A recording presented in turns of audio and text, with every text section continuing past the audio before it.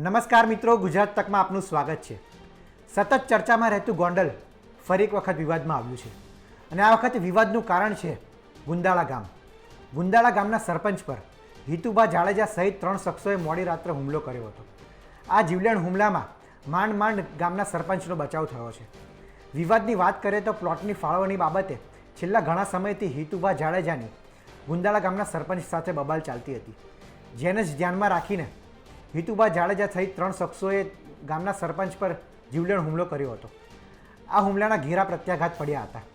મોડી રાત સુધી ગામના લોકો રસ્તા પર આવી ગયા હતા અને ભારે નારેબાજી કરી હતી। થોડીવાર જોતા તો વાતાવરણ તંગદિલી ભર્યું બની ગયું હતું। પોલીસે તાત્કાલિક ઘટના સ્થળે પહોંચીને સમગ્ર ગામને છાવણીમાં ફેરવી નાખ્યું હતું। પોલીસની ભારે સમજાવટ બાદ મામલો થાળે પાડ્યો હતો।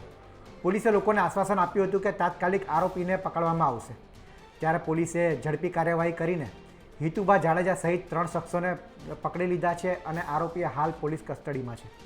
ત્યારે શું હતો વિવાદ, જોઈએ સમગ્ર રિપોર્ટમાં। ગોંડલના ગુંદાળા ગામે ગ્રામ પંચાયતના પ્લોટની ફાળવણી મુદ્દે સરપંચ પર હુમલો થયો। ગામના 3 શખ્સોએ સરપંચ પર કરેલા હુમલાથી સમગ્ર ગામમાં તંગદિલી ફેલાઈ ગઈ। સરપંચ પર હુમલો થતાં મોડી રાત્રે ગ્રામજનો રસ્તા પર આવી ગયા હતા। આ ઘટનામાં મુખ્ય આરોપી હિરેન્દ્રસિંહ ઉર્ફે હિતુભા જાડેજા અને અન્ય 2 શખ્સો વિરુદ્ધ પોલીસ ફરિયાદ નોંધાઈ હતી। સરપંચના જણાવ્યા મુજબ 100 વારના પ્લોટની ફાળવણીનો વિવાદ ચાલી રહ્યો હતો। પ્લોટ નંબર 55 નાજા ભરવાડ અને નાથા સાકરિયાના નામે સંયુક્ત હતો। હિતેન્દ્રસિંહે આ પ્લોટ નાજા ભરવાડને સોંપવા માટે સરપંચને કહ્યું હતું, પરંતુ સરપંચે પોલીસ સ્ટેશનમાં નાથા સાકરિયાની તરફેણમાં રજૂઆત કરી હતી। આ બાબતનો ખાર રાખીને હિતેન્દ્રસિંહે સરપંચ પર હુમલો કર્યો હતો। હુમલા બાદ મહિલા સહિત મોટી સંખ્યામાં લોકોએ પોલીસને ઉગ્ર રજૂઆત કરી। પોલીસે લોકોને શાંત રહેવા અપીલ કરી હતી। હાલ ગુંદાળા ગામમાં કાયદો અને વ્યવસ્થા જાળવવા માટે મોટી સંખ્યામાં પોલીસ ફોર્સ તૈનાત કરવામાં આવ્યો છે। પોલીસે ગ્રામજનોને કાયદો હાથમાં ન લેવા અપીલ કરી છે। ગોંડલ તાલુકા પોલીસ સ્ટેશનના ગુંદાળા ગામે ફરિયાદી ગોરધનભાઈ ચોથાભાઈ ડાભી ઉંમર વર્ષ 50 તેને આવી એફઆઈઆર રજીસ્ટર કરાવેલી કે તેના ગામના હિતેન્દ્ર ઉર્ફે હિતુ જાડેજા અને અજાણ્યા 2 માણસોએ તેના પર લાકડાના ધોકા વડે હુમલો કરી જાનથી મારી નાખવાની ધમકી આપી મૂંઢમાર મારેલો હોય।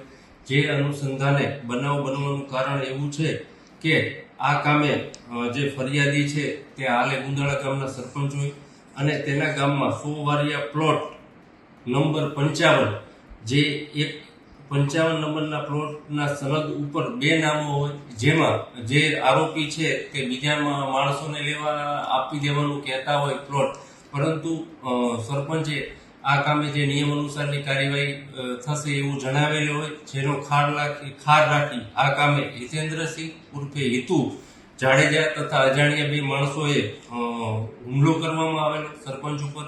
જે અનુસંધાને તાત્કાલિક ગઈ રાતે જ આ હિતુ જાડેજા અને અન્ય 2 અજાણ્યા માણસોને રાઉન્ડ અપ કરવામાં આવેલા છે અને આ બાબતની આગળની તપાસ ગોંડલ તાલુકા પોલીસ સ્ટેશન ચલાવી રહી છે।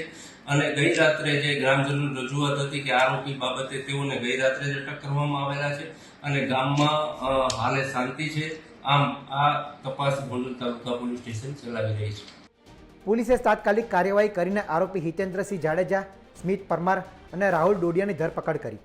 ગોંડલ ડિવિઝન ડીવાયએસપીએ આરોપીની ધરપકડનો વિડીયો બતાવ્યા બાદ સ્થિતિ નિયંત્રણમાં આવી છે। હાલ ગામમાં કાયદો અને વ્યવસ્થા જાળવવા માટે મોટી સંખ્યામાં પોલીસ ફોર્સ તૈનાત કરવામાં આવી છે।